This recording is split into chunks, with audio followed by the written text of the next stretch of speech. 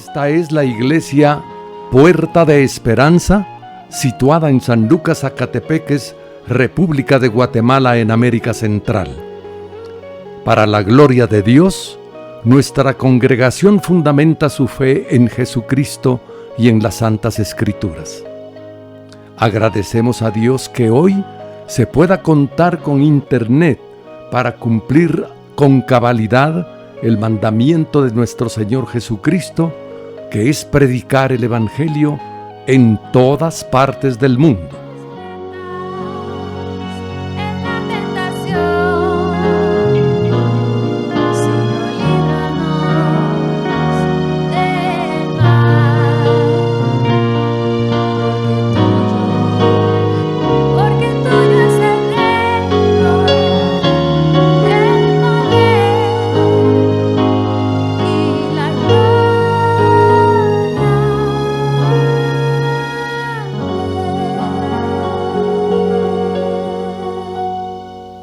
Con mucho agrado, ofrecemos hoy la prédica de nuestro pastor general, el licenciado Gustavo Adolfo Bonilla. Correcto. Muy bien. Bienvenidos todos. Hoy vamos a iniciar el capítulo número 3 de la carta de Pablo a los romanos. Es el título que aparece ahí, es de la humanidad injusta. Y yo les voy a hacer un recordatorio. Voy a refrescarles un poquito de qué es lo que hemos visto en los capítulos anteriores para llevar la secuencia y para ver todos esos contextos y cómo se van entrelazando y cómo va agarrando forma el desarrollo de este evangelio no de este evangelio, sino que de esta carta que Pablo le ha enviado a los romanos. Como siempre tenemos un pensamiento bíblico de Charles Spurgeon que dice: mi querido amigo, todavía soy un pobre pecador y tengo que mirar a Cristo todos los días, como lo hice al principio. Charles Spurgeon. Muy bien, entonces vamos a ver qué fue lo que vimos en el capítulo número 1. En ese capítulo número 1, Pablo nos habló de su deseo de visitar a Roma. Él estaba siempre con la preocupación de que ya sus días se estaban terminando y no lograba ir a Roma, y tenía el firme propósito de ir con ellos para poder compartirles la palabra. Y luego él menciona en el capítulo 1 también algo con respecto al poder del evangelio, que lo vimos en su oportunidad. Después pasó él a señalar la parte de la culpabilidad del hombre, y ahí vimos aspectos bien interesantes, bien difíciles, bien serios y complicados del juicio de Dios sobre las personas que lo han ignorado a él, y que aquellos que se han dedicado a la idolatría. Ahí vimos cómo el Señor los entregó a una mente reprobada. Luego vimos la revelación a la humanidad de Dios. O sea que el Señor se reveló a la humanidad, y no hay excusa para que nadie diga que nunca oyó del evangelio, que nunca se le habló de Dios, porque Dios mismo se le reveló a toda la humanidad. Y por último vimos los juicios de Dios en ese capítulo 1. Ahora sí entramos al capítulo 2 para recordar que vimos. En el capítulo 2, Pablo habla del justo juicio de Dios. Habla también de los judíos y la ley. Y Pablo demostró hábilmente que el judío está sin excusa y que está bajo la condenación y el juicio de Dios. Ahora sí pasamos al capítulo 3. Dice en este capítulo 3 que el judío va a agotar su último recurso. Él va a tratar de argumentar una salida del juicio. Eso es lo que vamos a ver en términos generales de este capítulo 3. Encontramos lo mismo hoy día, cuando presentamos el evangelio a otros y les mostramos claramente su pecaminosidad y su necesidad de Cristo.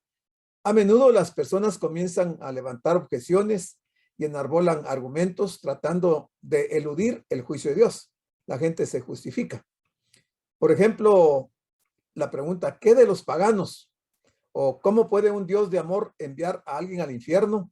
Etcétera, etcétera. Hay muchos temas importantes que se tratan en esta carta y que Pablo los aborda con mucho detalle y da mucha referencia hacia esos temas y que la gente pues siempre está cuestionando que cómo es posible que un Dios de amor pueda enviar a las personas al infierno. Pablo dejó muy en claro en el capítulo 2 que tener la ley no da ventaja a la persona. Versículo 2:13. Segundo punto es que ser circuncidado tampoco no da ventaja a la persona. Versículo 25. Y tercero, ser hijo de Abraham dice que no da tampoco ventaja alguna. Eso lo vemos en los versículos, capítulo 2, versículos 28 y 29. Estoy haciendo esta relación así un poco con énfasis a estos temas porque el capítulo 3 va a tomar muy en cuenta esto que Pablo ya ha dicho en el capítulo número 2. Entonces, ya viendo el capítulo 3 y entrando a su primer versículo, ahí Pablo hace una pregunta.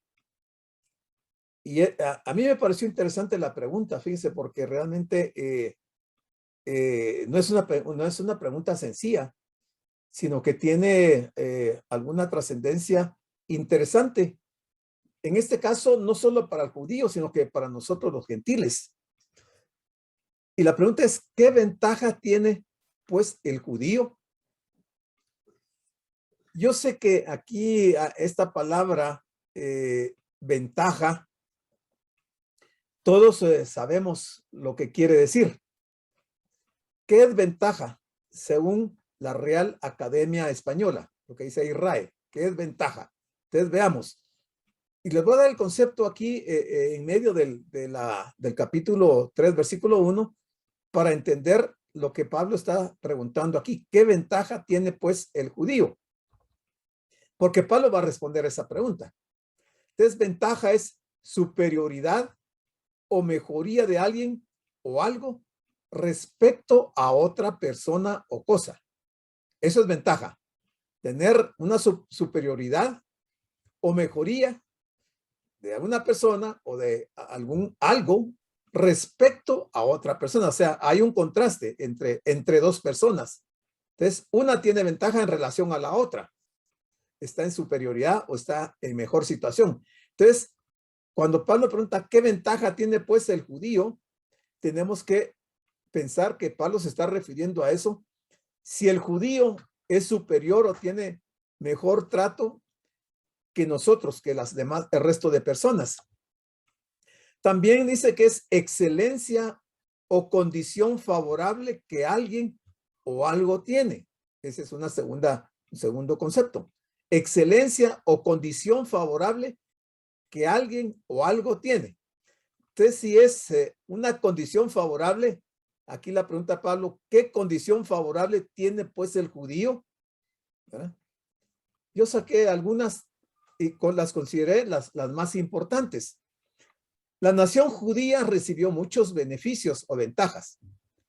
Primero, a ellos, o sea, a los judíos, Dios se les reveló de muchas maneras, cosa que no sucedió con el resto de naciones, pero a los judíos sí. Segundo, a ellos se les confió las leyes de Dios, a los judíos, no a otra nación.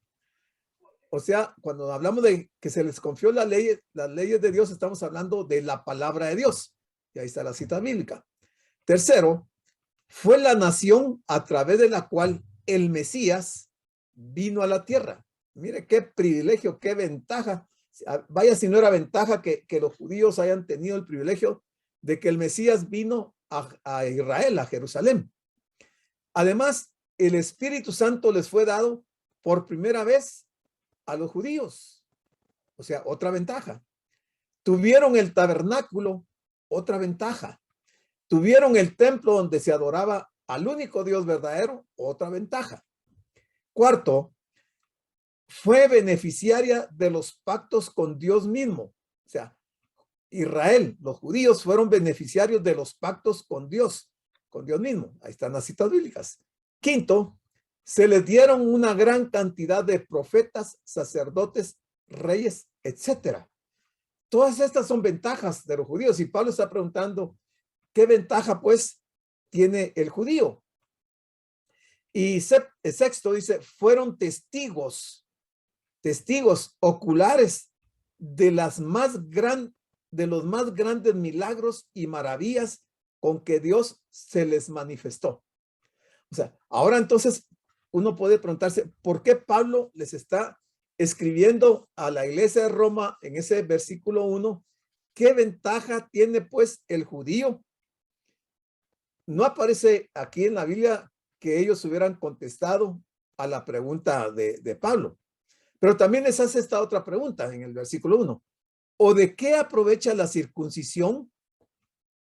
Él está hablando de, en este caso, de la ventaja, ya vimos por lo menos 6. Pero ahora aquí dice, ¿o de qué aprovecha la circuncisión? ¿Ustedes creen que de algo les sirvió la circuncisión a los judíos? ¿Sería esa una ventaja para los judíos? ¿Qué piensan acerca de eso? ¿De qué les aprovecha a los judíos la circuncisión? Fíjense que son palabras y son términos que los estamos oyendo constantemente, pero que Pablo aquí está siendo enfático en preguntar eso con relación a los judíos. ¿Qué les aprovechaba la circuncisión? Bueno, vamos a ver. La declaración de Pablo que afirma que no hay favoritismo en Dios, y eso lo vimos en el capítulo 2, versículo número 11. Él dijo que no había favoritismo en Dios, pero estamos hablando de ventajas. Y sus argumentos con respecto a la posesión de la ley, que lo vimos en 2, 17 al 24. Y tercero, la circuncisión, que lo vimos en 2, 25 al 29. Todo esto no implican que no haya ventaja. O sea, si no hay favoritismo de Dios para ellos, si los argumentos respecto a la posesión de la ley o a la circuncisión dice que no implican que no haya ventaja. O sea, si hay ventaja en ser un judío. Realmente ellos estaban por encima de las naciones gentiles. Solo que la desobediencia invalida las ventajas. Esta palabrita que parece insignificante, desobediencia, eso invalida todas las ventajas o beneficios que las personas pueden tener en su relación con Dios. Y yo les pongo ahí, por ejemplo, Deuteronomio 28. Fíjense que en Deuteronomio 28 el título es Bendiciones de la obediencia, y dice, acontecerá que si oyeres atentamente la voz de Jehová tu Dios para guardar y poner por obra todos sus mandamientos que yo te prescribo hoy, también Jehová tu Dios te exaltará sobre todas las naciones de la tierra, y vendrán sobre ti todas estas bendiciones, y te alcanzarán si oyeres la voz de Jehová tu Dios. Bendito serás tú en la ciudad, bendito tú en el campo, bendito el fruto de tu vientre. Y total, ahí da una serie de ventajas que llegan hasta el versículo 14, el 14, que dice, y si no te apartares de todas las palabras que yo te mando hoy, ni a diestra ni a siniestra, para ir tras dioses ajenos y servirles. Ahí están las bendiciones en los primeros 14 versículos de Deuteronomio 28 para los judíos, si fueran obedientes. Ahora, si ellos no eran obedientes, en el versículo 15, desde el 15 hasta el versículo número 68, habla de las consecuencias de la desobediencia. Y hay, pero cantidad y cosas impactantes, impresionantes de lo que les iba a ocurrir por la desobediencia.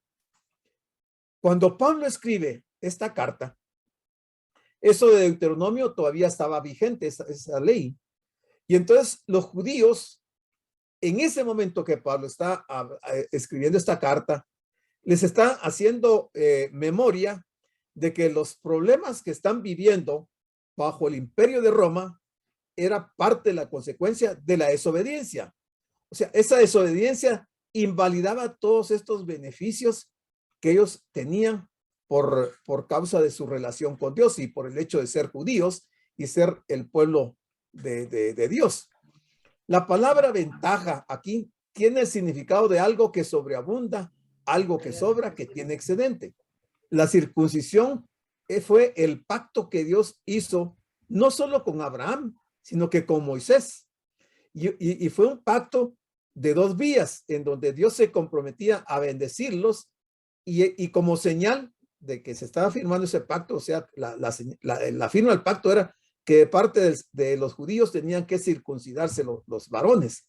Entonces, era una relación de pacto con Dios. Gracias, hermana Erika. Sí, eso era lo que yo esperaba que me contestaran y lo vamos a ver un poquito más adelante.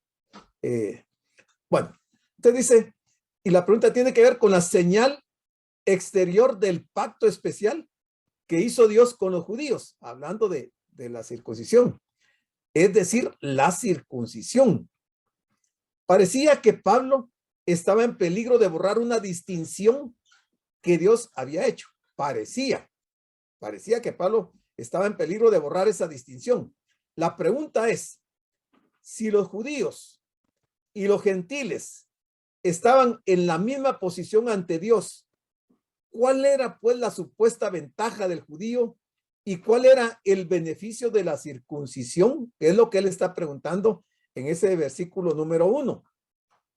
Aquí tenemos un comentario de este doctor James Stifler. Dice, si la circuncisión, oigan, si la circuncisión en sí misma no provee justificación, y si la incircuncisión no la impide, no impide que la justificación, ¿qué provecho había en ella? Esa es la pregunta que hace aquí este doctor James Stifler. Una distinción que hizo Dios entre los hombres parecía después de todo no existir, parecía. Ahora creemos que esta misma interrogante se escucha constantemente en el día de hoy. Y vamos a llegar a un caso práctico con respecto a la iglesia, a nosotros los gentiles. Lo que Dios le dice al pecador perdido es que crea en el Señor Jesucristo. Eso es lo que el Señor le está diciendo al pecador, al que todavía no es creyente. ¿Y para qué le dice el Señor a los pecadores que crean en el Señor Jesucristo? Pues no es cualquier cosa, es para ser salvo. Por eso es que Dios le manda al pecador, a toda la gente, que crea en el Señor Jesucristo, para ser salvo. Entonces, la salvación es, diríamos, lo más importante para el ser humano en su relación con Dios. Porque de nada sirve que todas las bendiciones del capítulo 28 de Deuteronomio se tengan si finalmente por desobediencia se pierde la salvación o no se adquiere la salvación, ¿verdad? Entonces, la salvación es importante y solo se consigue la salvación en el acto de recibir, de creer en el Señor Jesucristo. Y mientras la persona no haga eso, Dios no tiene nada más que decirle. Dios dice esto claramente, le dice al hombre que crea en Jesucristo. Si el hombre no cree, entonces Dios no tiene nada más que decirle. Ahora, luego de ser salvo, si el hombre sí atiende la recomendación de Dios de creer en el Señor Jesucristo, luego que la persona es salva, entonces Dios le hablará. Mientras tanto, Dios no le va a hablar, porque él espera que el hombre reaccione a lo que él está diciendo, que crean en su hijo. Entonces Dios no le hablará. Pero si atienden, entonces Dios sí le va a hablar y creemos que sobre la membresía en una iglesia, aquí ya trayéndolo a nuestro tiempo. Y también le dirá lo concerniente al bautismo. O sea, ya Dios empieza a hablar otros aspectos que van alrededor de la salvación, luego de que la persona es salva. La membresía, que vamos a ver algo ahí de la membresía. Algunas personas preguntan, entonces, mi iglesia, mi credo, mi membresía, mi bautismo, ¿no me ayudan en cuanto a mi salvación? Mucha gente pregunta esto. Mi iglesia, mi credo, mi membresía, mi bautismo, ¿no me ayudan en cuanto a mi salvación? Y la respuesta es simplemente no. Ni la iglesia, ni su credo, ni su membresía, ni su bautismo le van a ayudar a su salvación. ¿Por qué no le ayudan en su salvación? Porque la salvación es por gracia. La salvación es un regalo de Dios. La salvación no depende de las obras que el hombre haga. Es decir, no le ayuda en lo concerniente a la salvación, estos aspectos. Pero cuando uno ya es salvo, entonces estas cosas son como un distintivo, son como una señal y constituyen un medio para comunicar al mundo quiénes somos. ¿Qué cosas? La iglesia, el credo, la membresía, el bautismo y otros aspectos. Pero si nuestra conducta, oiga, si nuestra conducta no está a la altura de lo que decimos creer, entonces la membresía en la iglesia y el bautismo llegan a ser una deshonra y lo que es sagrado se constituye en algo profano, mundano y superficial. Eso es lo que Pablo está diciendo en la carta a los romanos en este capítulo número 1. Mire tan sencillo que eran las preguntas de qué ventaja tenía el judío y de qué servía la circuncisión. Y mire cómo se va al ir desmenuzando la palabra, nos vamos dando cuenta que lo que Pablo está hablando son aspectos muy importantes para los seres humanos, ¿verdad? Porque si la persona, la conducta de la persona no está a la altura de lo que cree, de lo que decimos creer, entonces la membresía en la iglesia, el bautismo, llegan a ser una deshonra y lo que es sagrado se constituye en algo profano, mundano y superficial. Ahora el versículo número 2 dice, Pablo responde a las preguntas que él tiene aquí. ¿Qué ventaja tiene pues el judío o de qué aprovecha la circuncisión? Él dice en el 2, mucho. O sea, tiene mucho de aprovechamiento o de ventaja para el judío el hecho de ser judío y el hecho de circuncidarse. Recordemos que estamos hablando del pueblo de Israel, no estamos hablando aquí de la iglesia. Entonces Pablo dice mucho, en todas maneras.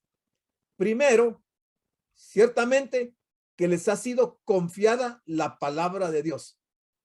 Mire lo primerito que pone Pablo, interesante, porque no pone otra cosa que no sea el aspecto de la palabra de Dios. O sea, es importante, pero muy importante, demasiado importante la palabra de Dios.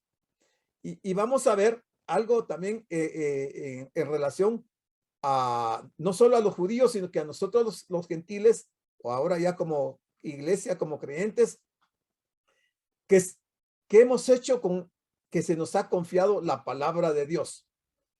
Lo que dijo Pablo, en efecto, es que sí, que los judíos tenían una ventaja. O sea, Pablo dijo que sí, que tenían mucha ventaja, mucho beneficio. Que los judíos tenían una ventaja. Pero esa ventaja también creaba una responsabilidad. O sea, tener la palabra de Dios, ser depositario de la palabra de Dios, es una ventaja, pero también es una responsabilidad. Y debemos prestar mucha atención a esta ventaja, porque en nuestros días hay mucha confusión al respecto. Hay algunos que no hacen ninguna distinción entre el judaísmo del Antiguo Testamento y la iglesia del Nuevo Testamento. O diciéndolo de otra manera, algunos no hacen ninguna distinción entre la dispensación de la ley y la dispensación de la gracia. Y son dos pactos totalmente diferentes, en donde con los judíos el Señor trató de una forma y el pacto estipulaba la reglamentación de eso, y la iglesia también tiene su pacto con el Señor. Los privilegios siempre van a implicar deberes. Los honores van de la mano con las responsabilidades. Podría afirmarse honestamente que Israel se había hecho cargo de estas responsabilidades, que había sido fiel a lo que se le había confiado. Podríamos nosotros decir, en base a la historia que la misma Biblia nos cuenta, que Israel había sido fiel a lo que se le había confiado. Yo creo que todos tenemos la respuesta, todos sabemos qué respuesta debemos dar. Ahora, no podemos generalizar, porque si bien es cierto que Israel fue infiel a lo que se les confió, hubo un buen grupo, un remanente de Dios, que sí fueron fieles al Señor en lo que se les había confiado. Eso siempre va a existir, va a haber un remanente fiel, mientras que hay una gran mayoría de gentes infieles que no cumplen con los deberes y las responsabilidades que les corresponde cuando se han sido depositarios de algo que Dios les da. Y veamos un aspecto que dijo el Señor en Lucas 12:48. Mas el que sin conocerla, hizo cosas dignas de azotes, será azotado poco. ¿Bien? El que sin conocerla, conocerla se está refiriendo a la voluntad de Dios. El que sin conocer la voluntad de Dios hizo cosas dignas de azotes, será azotado poco. ¿Por qué? Porque a todo aquel a quien se haya dado mucho, mucho se le demandará. Y al que mucho se le haya confiado, más se le pedirá.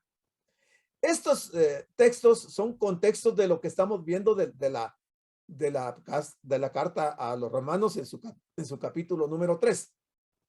Yo quisiera que lleven el hilo para que no se vayan a quedar perdidos en el camino, porque vamos a llegar finalmente a ver otro ejemplo para nosotros. Pablo estaba aclarando aquí que Dios no solo dio a Israel oráculos o profetas quienes se encargaban de comunicar la palabra de Dios. Ya vamos a ver qué es oráculos. Sino también que en la palabra de Dios había algo especial para ellos. ¿En dónde? En la palabra de Dios. Y que Dios no había concluido aún con la nación de Israel. La respuesta a la siguiente pregunta es clave. ¿Tiene Dios un futuro para Israel? Por supuesto.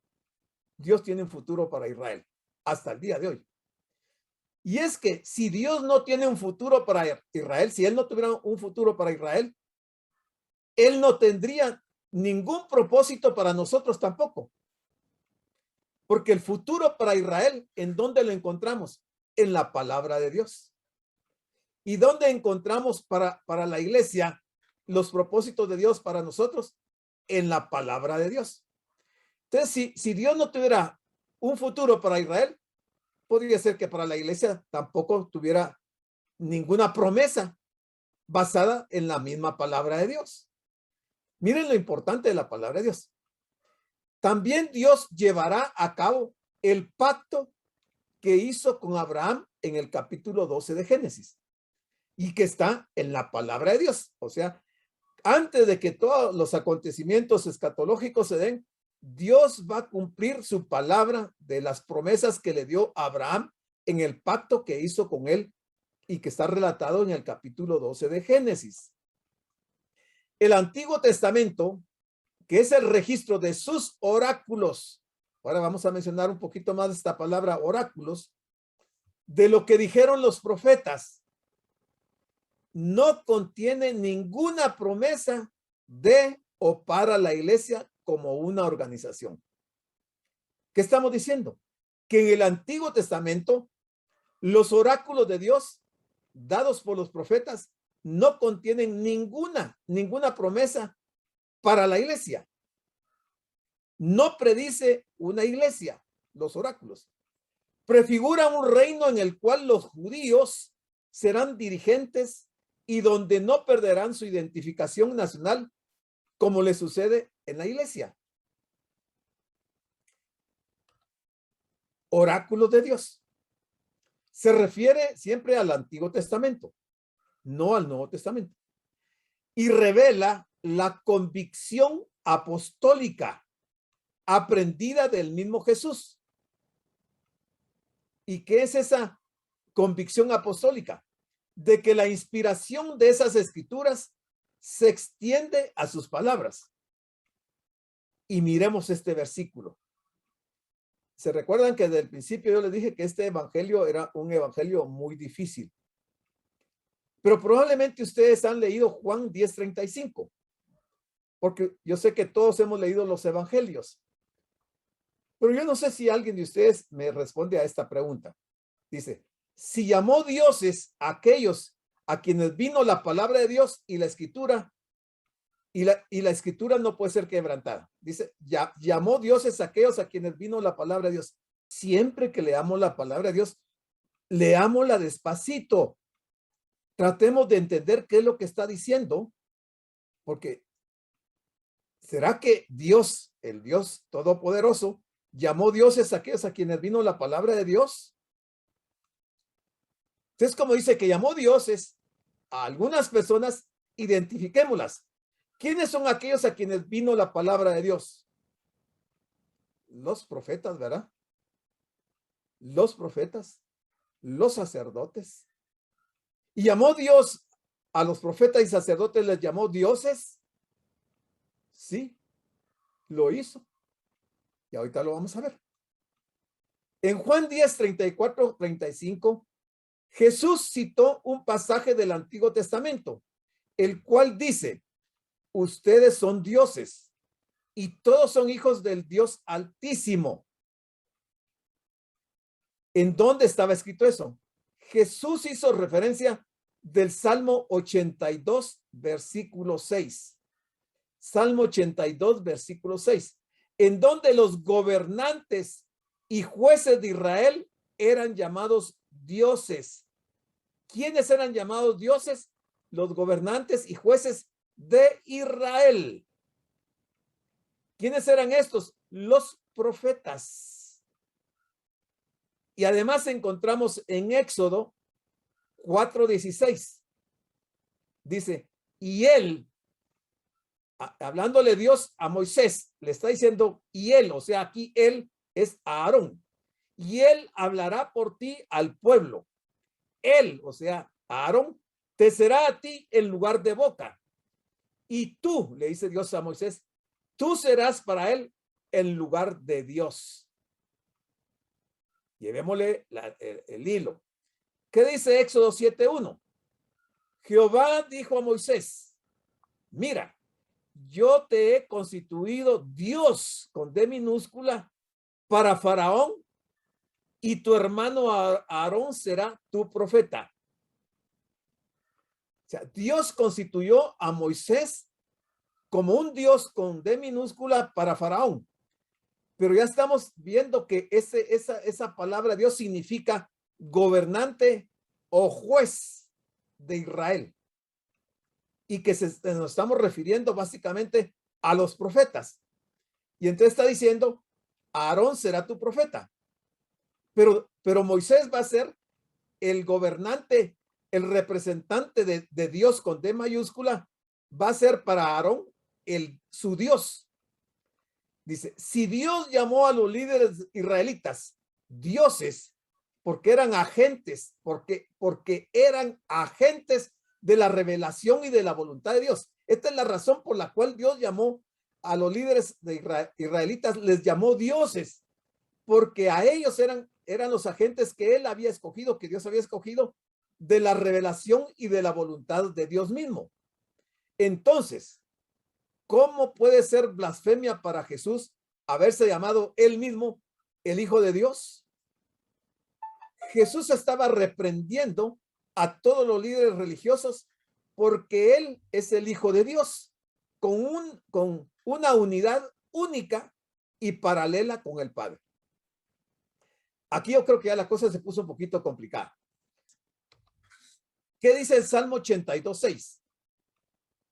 Yo dije, vosotros sois dioses y todos vosotros hijos del Altísimo. Hablando Dios por medio del salmista.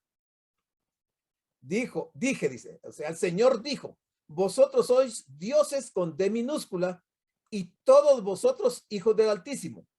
El versículo 7 del Salmo 82. Pero como hombres moriréis y como cualquiera de los príncipes caeréis. El llamar a un humano un Dios con D minúscula indica tres cosas. Primero, que él tiene autoridad sobre otros seres humanos. Oiga, en este caso, el profeta o el sacerdote o el juez tenía autoridad. ¿Autoridad de parte de quién? De Dios. El Señor da autoridad a los líderes sobre otros seres humanos. Segundo, el poder que ejerce como una autoridad civil es para ser temido. O sea, el pueblo de Israel debía tener temor de los sacerdotes, de los profetas, de los jueces, de las autoridades que el Señor había constituido en Israel, porque Dios los había comisionado como dioses con D minúscula. Y entonces la gente, los israelitas sabían que ese líder tenía autoridad sobre ellos y que tenía el poder de ejercer esa autoridad civil. ¿Para qué? Para ser temido. Y tercero, él recibe su poder y autoridad de Dios con D mayúscula. ¿Quién? El líder, el profeta, el sacerdote, el juez, la autoridad civil, recibe el poder y autoridad de parte de Dios mismo, quien es visto como el que juzga a toda la tierra en el versículo 8. ¿Verdad que el tema está interesante? Yo quisiera que por favor no se me vayan a perder, sino que llevemos control de esto. Oráculo. Estamos hablando de esa palabra mucho. Entonces dice, oráculo es un comunicado de Dios, no a Dios. Es un comunicado de Dios. Se refiere tanto a las respuestas divinas sobre preguntas formuladas a Dios como a declaraciones efectuadas por él sin que se le hubiese preguntado. Esos son oráculos. El comunicado de Dios que se refiere a respuestas divinas sobre preguntas que se le formulen a Dios y también como declaraciones efectuadas por Dios sin que se le hubiese preguntado. Y dijimos que ahí encajan perfectamente las profecías y las profecías sobre el futuro. ¿Se recuerdan que Daniel le preguntó muchas veces al Señor que le dijera a qué correspondían las visiones que él estaba teniendo? Él estaba haciendo preguntas, estaba formulándole preguntas a Dios. Eso se conoce como oráculo. Y eran preguntas sobre el futuro. El pueblo de Israel, en épocas de idolatría y de apostasía, lo que hacían buscaban respuestas de dioses falsos. Cayeron en ese terrible problema de consultar a dioses falsos. Los judíos tienen muchas ventajas. Pablo viene hablando desde el versículo 1, ¿qué ventaja pues tiene el judío? ¿Y de qué le aprovecha la circuncisión? Los judíos tienen muchas ventajas y ya vimos por lo menos 6 ventajas y beneficios que ninguna de las demás naciones tienen. Obviamente, está clarísimo en la Biblia. Eso cualquier niño lo puede entender. Pablo va a enumerar varias de esas ventajas en Romanos 9, 4 al 5. Lo vamos a ver en un momento. O sea que Pablo mismo, en los contextos de esa misma carta, en el capítulo 9, va a responder de esas ventajas que tienen los judíos en Romanos 9, 4, 5. Pero aquí nombra solamente la ventaja principal. La primera y más importante ventaja que ellos tenían. O sea, que a ellos, a los judíos, se les había sido confiada la palabra de Dios. Fue la ventaja más importante que a ellos, a los judíos, no a nadie más. A los judíos se les confió la palabra de Dios. Los judíos estaban encargados de la palabra de Dios. Ellos debían de ser los custodios de la palabra de Dios. Y podemos ir a ver estas citas de Deuteronomio 4, del 7 al 8 y Salmo 147, del 19 al 20. Entonces, ¿qué dice Romanos 9, 4, 5? Hablando de esa enumeración que va a hacer Pablo de las ventajas de los judíos. Y dice el 9, 4. Son israelitas, de los cuales son la adopción, son la gloria, son el pacto, son la promulgación de la ley y son el culto y las promesas. Y el 5 dice, ¿de quiénes son los patriarcas? Los patriarcas, y de los cuales según la carne vino Cristo, el cual es Dios sobre todas las cosas, bendito por los siglos. Amén. Mire, ahí está Pablo describiendo, enumerando las ventajas de ser judío. O sea, no podemos subestimar o menospreciar a los judíos porque realmente tienen una ventaja sobre nosotros en este sentido. Pero sigamos viendo. Veamos una aplicación para nosotros. Si una persona, usted o yo, tiene la Biblia, tiene o tenemos una gran ventaja. Los que tenemos una Biblia, tenemos una gran ventaja. Tenemos un gran privilegio por tener la Biblia, pero tenemos una gran responsabilidad. Esto quiero que lo tomen muy en cuenta, muy en serio. Si usted pasa desapercibido esto, realmente se va a ver probablemente en algún problema en su relación con Dios. Porque sí tenemos también como iglesia una gran ventaja y un gran privilegio, porque tenemos la Biblia, la palabra de Dios. Pero esa gran responsabilidad también. Tener una Biblia es una enorme responsabilidad. Si poseemos la verdad, entonces tenemos la responsabilidad de hacer algo con la verdad que poseemos. Tenemos la responsabilidad de hacer algo con la verdad que poseemos. ¿Qué está haciendo usted con la Biblia? ¿Qué ha hecho usted en su responsabilidad por tener una Biblia? ¿Qué ha hecho? ¿Cuántas Biblias hay en los hogares de América que nunca son abiertas y nunca son leídas? A los judíos les fue confiada la palabra de Dios y ellos eran responsables de obedecer y creer la revelación escrita que tenían.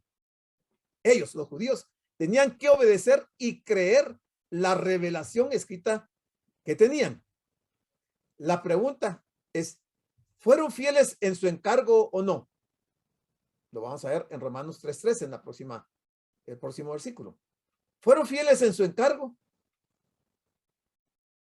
Ahora pregunto yo, ¿somos nosotros como iglesia, hemos sido fieles en el encargo que se nos ha dado? Si usted no tiene conciencia de esto, quizás sea porque no ha leído su Biblia, no se ha interesado, no le ha dado importancia. La tiene probablemente como un libro de religión. Pero eso no es lo que Dios pretende de nosotros al habernos confiado ahora como iglesia la Biblia, la palabra. ¿Qué estamos haciendo con la verdad? ¿Qué estamos haciendo con la Biblia? Tenemos una responsabilidad muy grande, hermanos. Yo quiero que lo entendamos todos, porque de esto se nos va a pedir cuentas. ¿Qué hicimos con la Biblia? ¿Qué hicimos con la palabra de Dios? Dice entonces el siguiente versículo 3. Pues qué, aquí hay otra pregunta. Pues qué, si algunos de ellos han sido incrédulos. Mire, el diálogo que Pablo está llevando en esta carta nos lleva de la mano y nos va confrontando y nos va aclarando, nos va haciendo conciencia, nos va responsabilizando para que tomemos una acción, una decisión.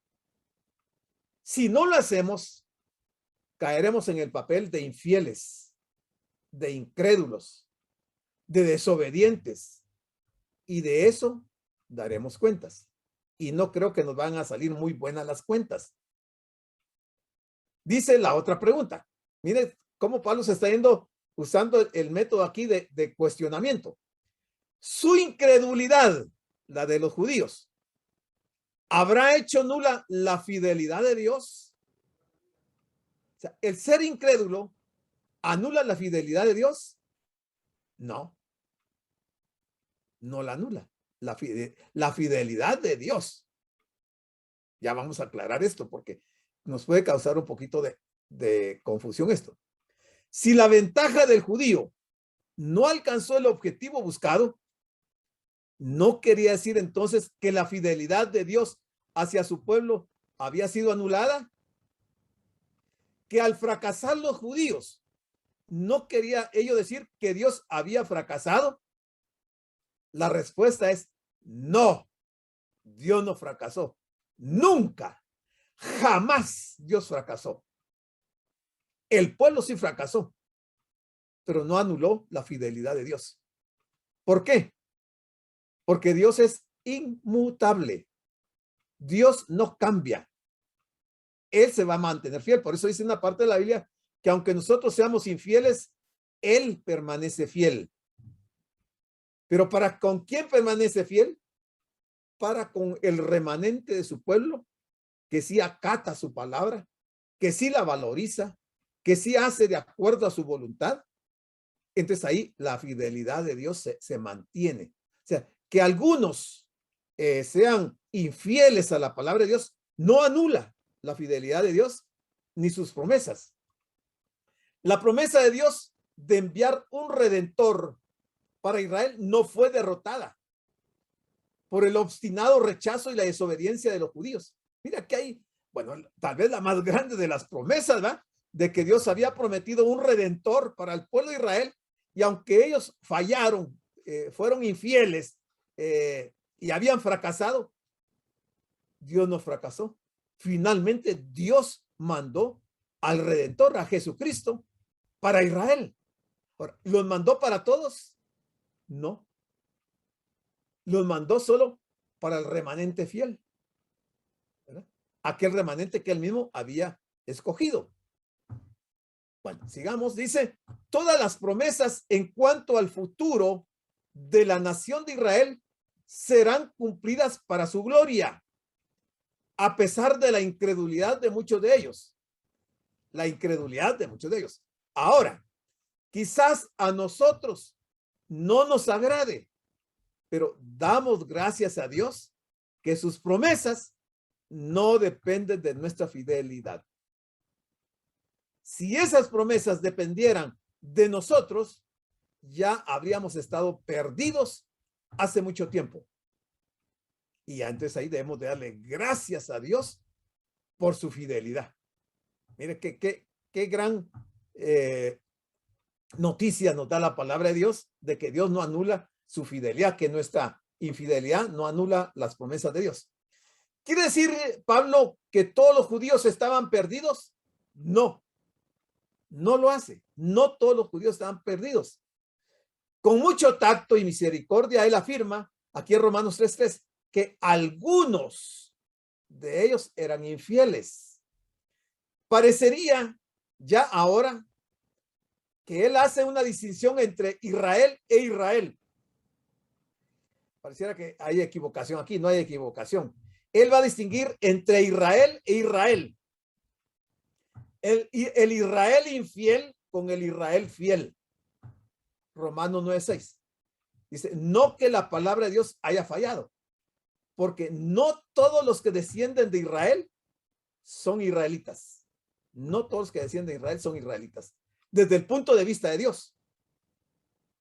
En otro pasaje en que el apóstol utiliza la palabra algunos, en cada uno de los 4 versículos subsiguientes, esta designación indefinida parece significar la mayoría, la mayoría. Eso lo vamos a ver en 1 Corintios 17 al 10 y el versículo 5. Pero aquí en Romanos 3:3, él no indica la proporción, si es la mayoría o la minoría, pero él habla de algunos. Romanos 3:4 dice, aquí viene la respuesta de Pablo a todas estas preguntas que él viene planteando. Le dice, ¿su incredulidad habrá hecho nula la infidelidad de Dios? De ninguna manera. Es contundente la respuesta de Pablo. De ninguna manera. Antes bien sea Dios veraz y todo hombre mentiroso, como está escrito. ¿Qué es lo que está escrito? Para que seas justificado en tus palabras. Para que seas justificado en tus palabras. ¿Cuándo vamos a ser justificados en nuestras palabras? Y venzas cuando fueres juzgado. ¿Qué nos va a librar? La justificación. La justificación. La justificación nos dará la salvación, porque no vamos a perder nuestra salvación, pero sí vamos a perder galardones. sí vamos a perder recompensas, sí vamos a perder posiciones privilegiadas, sí vamos a perder muchas cosas, pero cuando seamos juzgados, te dice que por nuestras palabras vamos a ser justificados y venceremos por la justificación que tendremos por medio de Cristo cuando estemos frente al Señor. En otras palabras, el incrédulo que formulara esta pregunta era mentiroso y Dios lo presentaría un día como tal. ¿Por qué? Porque la fidelidad de Dios es verdadera y no puede ser cambiada. La mera sugerencia que Dios pudiera llegar a ser infiel hace temblar al apóstol. Él exclama, de ningún modo, o claro que no, ni pensarlo, no lo permita Dios. Al añadir, sea Dios veraz, que está en Salmo 119:9 y el 160, Jeremías 10:10, dice, y toda persona mentirosa, que está en Salmo 116:11, Pablo coloca la veracidad divina frente a la mentira o falsedad humana, una aliada de la infidelidad. ¿Quién? La mentira y la falsedad humana. Marcando un agudo contraste y ruega que se le conceda pleno reconocimiento a la primera. El apóstol Juan dijo en su primera carta, capítulo 5, versículo 10, el que cree en el Hijo de Dios, el que cree en el Hijo de Dios, tiene el testimonio en sí mismo. El que no cree a Dios le ha hecho mentiroso, porque no ha creído en el testimonio que Dios ha dado acerca de su Hijo. Toda la gente que no cree en Jesucristo ha hecho a Dios mentiroso, porque no ha creído el testimonio que Dios Padre dio acerca de su Hijo. Y aquí pueden encajar algunos de aquellos que se dicen ser cristianos, pero que realmente no creen, sino que lo que tienen es una religión. Entonces, al no creer de corazón, al no haberse convertido genuinamente, no haber nacido de nuevo, dice que ya ha sido condenado. ¿Cuán malo es no creer hoy que Dios dio a su Hijo para morir por nosotros? ¿Cuán malo es? Esto es gravísimo. Esto no hay palabras para decir cuán malo es. Porque es decir que la persona irá al infierno. Entonces, hacemos de Dios un mentiroso al rechazar a su Hijo. Muy bien. Yo creo que ya no me va a dar tiempo seguir con el versículo número 5. Nos vamos a quedar hasta el 4. Damos las gracias por su atención a la prédica del pastor general licenciado Gustavo Adolfo Bonilla e invitamos a la prédica del próximo domingo a esta misma hora.